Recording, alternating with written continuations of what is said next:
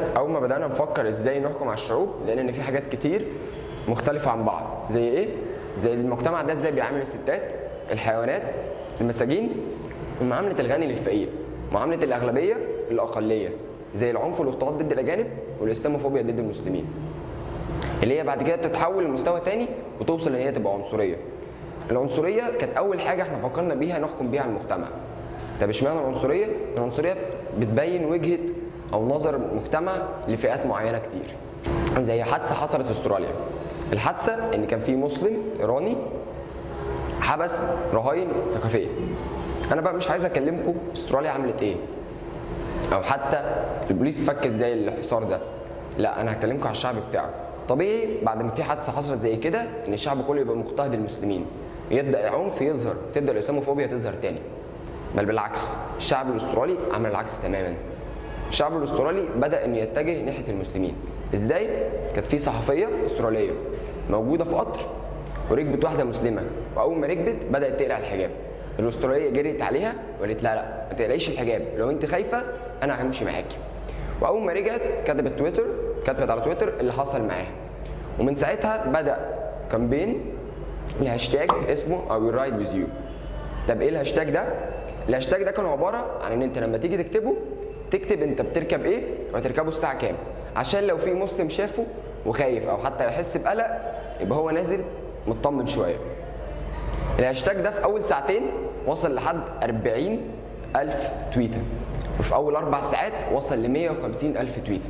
مش بس كده، من كتر ما الهاشتاج ده كان هاشتاج مهم، الفريق الرسمي لسيدني لكرة القدم نزل هاشتاج بيه وقال لك لو هتستعمل الهاشتاج ده اكتب بيه الميعاد اللي هتنزل تركب فيه المواصله والمواصله هتركبها منين، عشان ما يكونش هاشتاج بيكمل بس التويت، لا يبقى هاشتاج مفيد. ده يبين ان الشعب الاسترالي مش عنصري، بس افتكروا احنا شعب عنصري؟ انا سيبكم تفكروا فيها. اذا اردت ان تحكم على الشعوب فاستمع لموسيقاهم. ده كان راي روبرت شومان مؤلف الموسيقى الالماني لما قرر انه يحكم على الشعوب. قرر انه لما يحكم على الشعوب يسمع لموسيقته. تفتكر دلوقتي لو روبرت شومان هيحكم على مصر يحكم عنها بأنهي موسيقى؟ الموسيقى القديمه ولا الموسيقى الجديده؟ الموسيقى القديمه هي اللي كانوا المصريين بيحضروها فيها ببدل، زي حفلات ام كلثوم وحفلات عبد الحليم حافظ. اما الموسيقى الجديده فهي ان المصريين بيحضروها باي حاجه الا البدل، وبتلاقيها تحت معظم البيوت. تفتكروا بس ان الموسيقى كفايه ان انا احكم بيها على شعب؟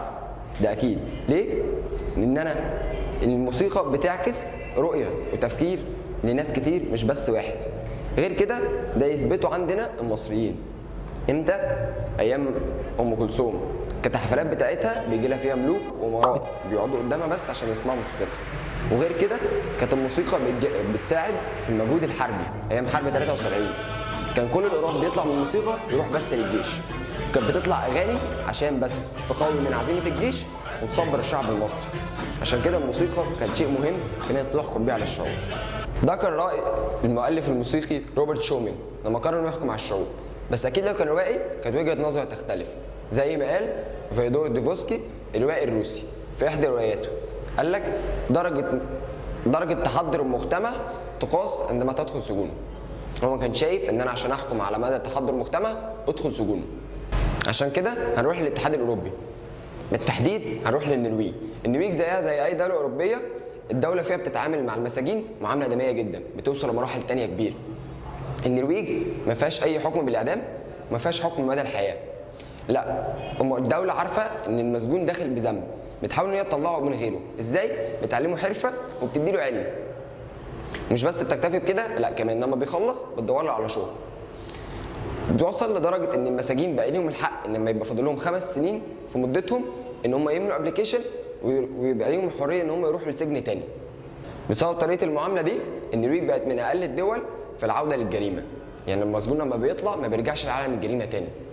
ومن كتر ما الموضوع ده مهم بقت في برامج كتير قوي بتعمل عنه حلقات.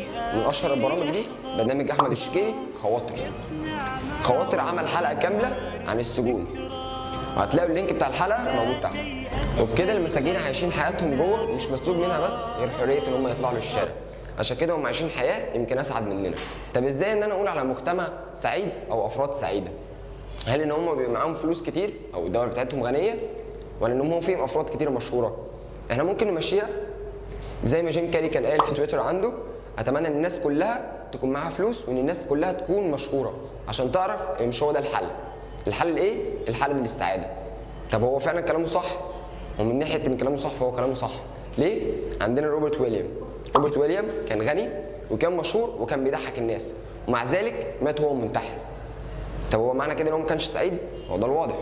من ناحيه المجتمعات عندنا اليابان وكوريا، دول من العالم الاول، دول غنيه ومتحضره وعندها حضاره قديمه ليها، ومع ذلك حالات الانتحار فيها كتيره وبتزيد. معنى كده ان هم مش سعداء.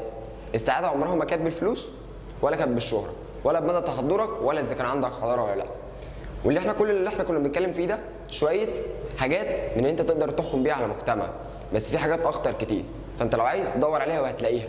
بس طول ما انت بتدور حط في بالك المقوله دي: ما تاخدش ذنب واحد بمليون ولا ذنب مليون ب100 مليون.